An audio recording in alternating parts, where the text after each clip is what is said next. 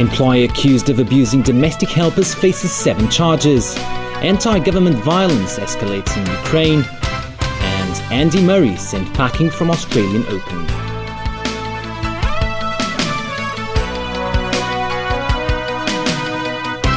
Good evening. The police have charged the woman accused of abusing her domestic helpers with 7 counts of assault, wounding and intimidation. A magistrate has adjourned the case until March. The defendant has been released on $500,000 bail and a surety of the same amount. Diane To has our top story tonight. Ariana's doctor in Indonesia says she could recover in 1 month at the earliest, and the Indonesian Consul General in Hong Kong says her former employer has already been blacklisted. Stephanie Tsui has that story.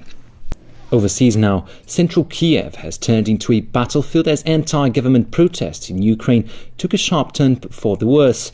Police clamped down on demonstrators at Independence Square, the main protest site. The witnesses say officers fired rubber bullets and burned tires to try to force protesters out of the square. 2 people died from gunshot wounds in violent clashes in Kiev overnight. The government says police didn't have live ammunition and blamed protesters for the deaths.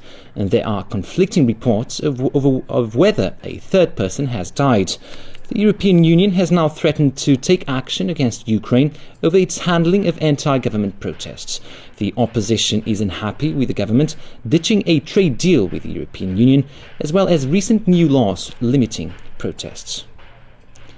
And over in neighbouring Russia, security officials are hunting down 3 potential female suicide bombers. As Alan Buchny reports, one of them is believed to be in Sochi, where the Winter Olympics will begin next month.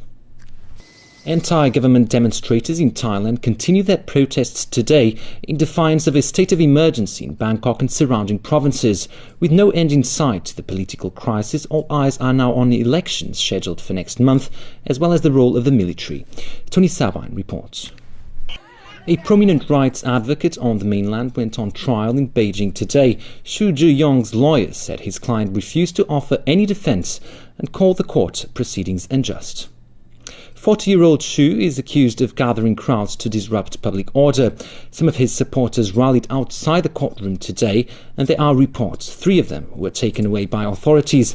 Xu is one of the founders of the grassroots New Citizens movement, which advocates working within the system to press for change. Among its causes, fighting corruption and getting officials to declare their assets. Xu could be jailed for up to 5 years if convicted. There's no word yet on when a verdict would be handed down. And back locally, government officials stressed today there are more urgent things to worry about than implementing the controversial Article 23 of the Basic Law. It follows remarks made by a former member of the Basic Law Committee. Hong Kong needs to work on the national security legislation after protesters broke into the PLA barracks in Central. Evelina Leung reports.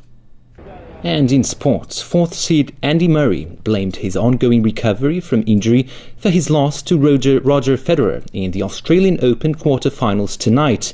The Swiss proved it was another one-sided encounter between West Ham and Manchester City in the League Cup.